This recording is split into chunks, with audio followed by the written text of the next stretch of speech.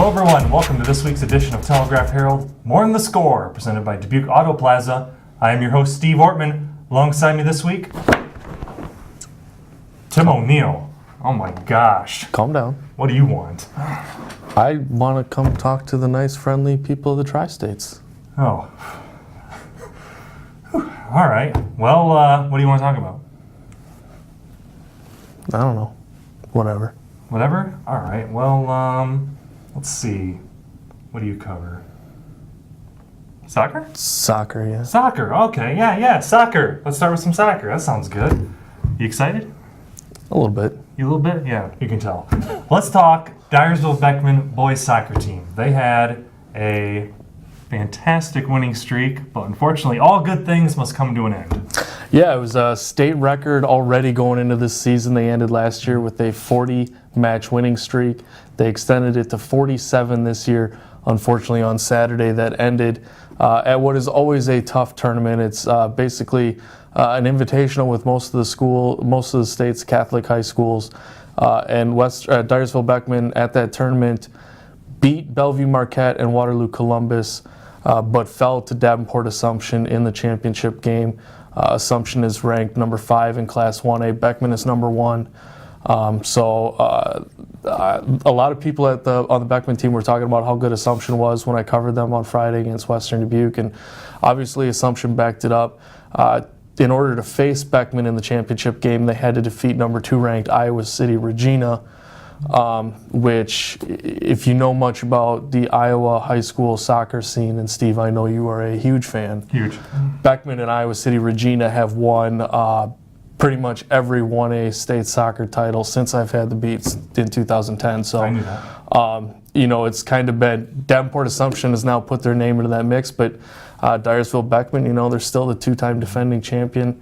So it's going to be a nice race to the championship match with some of these teams down there in 1A. Yeah, no, we're also off and running on the city scene. Now, Dubuque-Wahlert picked up a win over Dubuque-Hempstead last week on the boys' side. Tell us a little bit about that one. Well, it was the first time Wahlert has beaten Hempstead since 2013, and really for a long time, the city soccer crown was Wahlert's to win every year.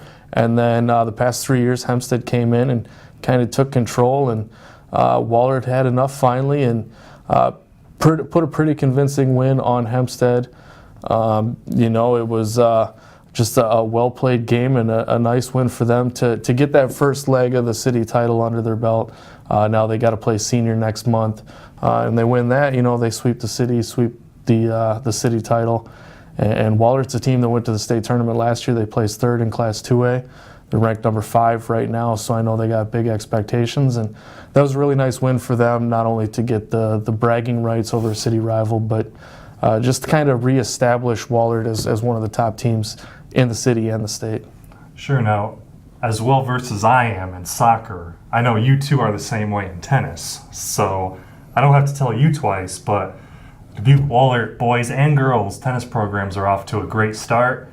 The boys team, obviously, we well documented a couple weeks ago, playing for their former coach, Julie Westerkamp, who's diagnosed with stage 3 pancreatic cancer back in February. Obviously, very motivated team. They're looking to defend their Class 1A state championship. They got off to a 7-0 start this season.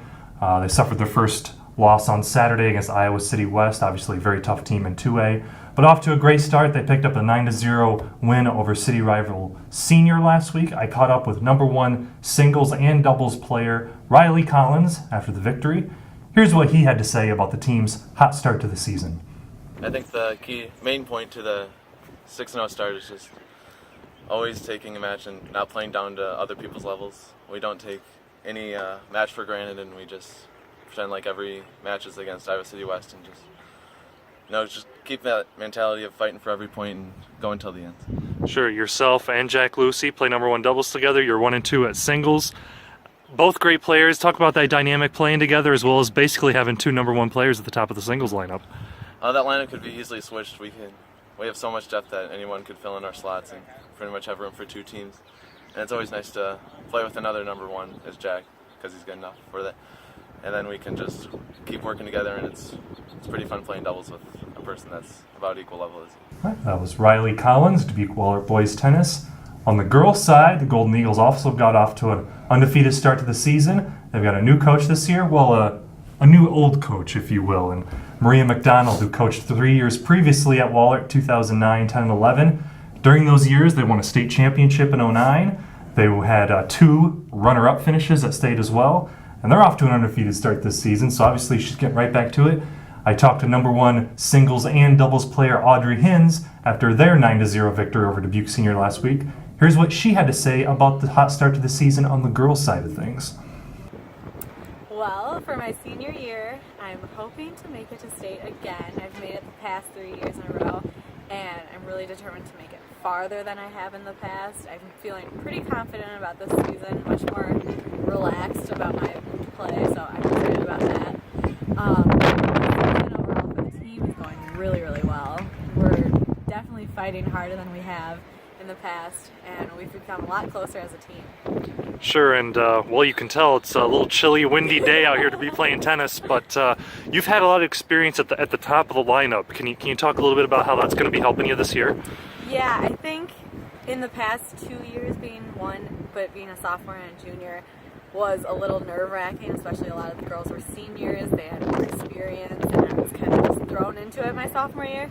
But this year being a senior, I feel like this is my year and my chance to really make it far and leave my impression on the Sure, sport. yeah, and a new coach, Maria McDonald, for this program, had some championship success previously. Talk a little bit about what she brings to the program this year. She has brought the team really close together, a lot of fun activities.